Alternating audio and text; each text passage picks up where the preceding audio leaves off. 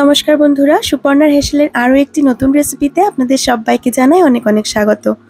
আজকে আমি আপনাদের সঙ্গে শেয়ার করব লাচ্ছা সেমাইয়ের রেসিপি।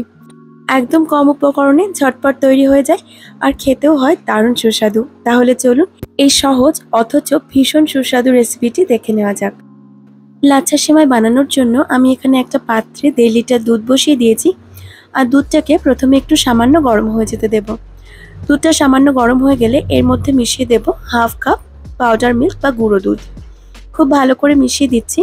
আমি এখানে একটা হ্যান্ড হুইস্কের সাহায্যে মেশাচ্ছি, এতে করে কিন্তু খুব সহজেই দুধটা ভালোভাবে মিশে যাবে আর কোনো লাম্পসও এর মধ্যে তৈরি হবে না। গুঁড়ো দুধ দিলে সহজেই দুধটা গাঢ় হয়ে আসে আর খেতেও কিন্তু দারুণ লাগে।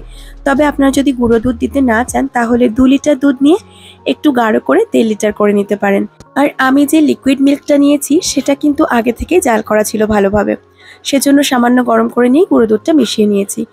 এবার আমি এর মধ্যে দিয়ে দিলাম মেজারিং কাপের 1.5 কাপ চিনি। ওজনে 300 গ্রাম চিনি আছে, তবে চিনিটা আপনারা অবশ্যই আপনাদের স্বাদ অনুযায়ী কম বেশি করে দিতে পারেন।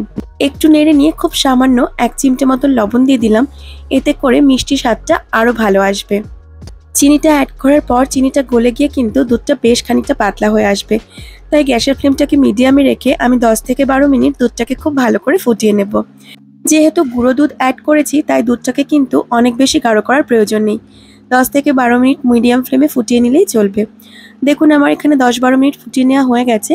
আমি হাফ চা চামচ এলাচ গুঁড়ো দিয়ে দিলাম, তবে আপনাদের কাছে যদি এলাচ গুঁড়ো না থাকে আপনারা 2টো এলাচ ফাটিয়ে দানা বের করে সেটাকেও কিন্তু একটু হামানদিস্তাতে থেতো করে বা গুঁড়ো করে দিতে পারেন।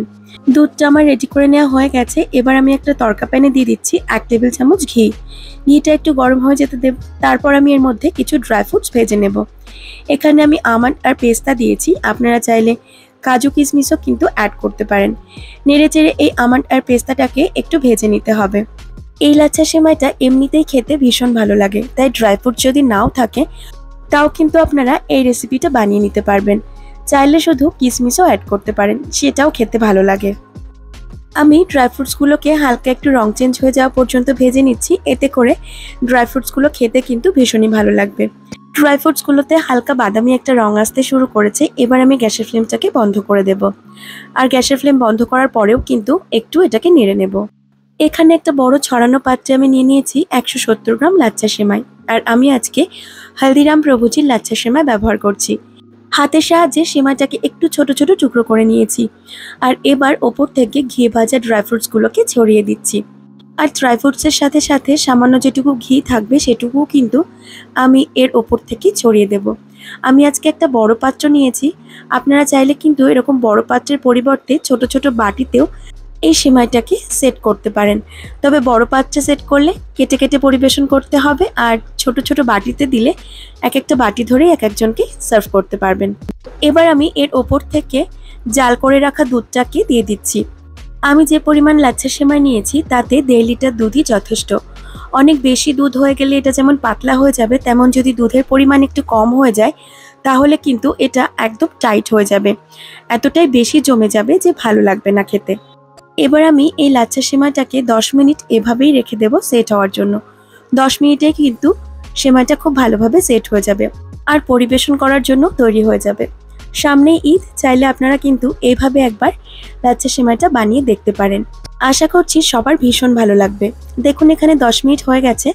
লাচ্ছা সেমাইটা আমি এবার একটু দেখিয়ে দিচ্ছি। খুব ভালোভাবে সেমাইটা কিন্তু দুধ অ্যাবজর্ব করে নিয়েছে। এবার আমি এটাকে একটা ছোট বাটিতে সার্ভ করে দেব। আপনারা যদি ঠান্ডা ঠান্ডা লাচ্ছা সেমাই খেতে পছন্দ করেন তাহলে অল্প কিছু সময়ের জন্য এটা ফ্রিজেও দিয়ে দিতে পারেন। আমি আজকে গরম গরমই পরিবেশন করছি, আর গরম গরমও কিন্তু এই সেমাইটা দুর্দান্ত লাগে। আমার আজকের রেসিপি আপনাদের কেমন লেগেছে জানাতে ভুলবেন না। ভালো লাগলে অবশ্যই একটা লাইক করে দেবেন। চাইলে বন্ধু বান্ধবদের সঙ্গে এই রেসিপিটা শেয়ারও করতে পারেন। আর আপনি যদি আমার চ্যানেলের নতুন বন্ধু হয়ে থাকেন তাহলে আমি বলবো প্লিজ আমার চ্যানেলটিকে সাবস্ক্রাইব করে আমার সাথে থাকুন।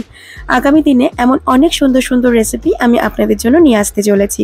আজ এটুকুই, কাল আবারও হাজির হয়ে যাব আরও একটি ঈদ স্পেশাল রেসিপি নিয়ে। ভালো থাকবেন সকলে, ধন্যবাদ।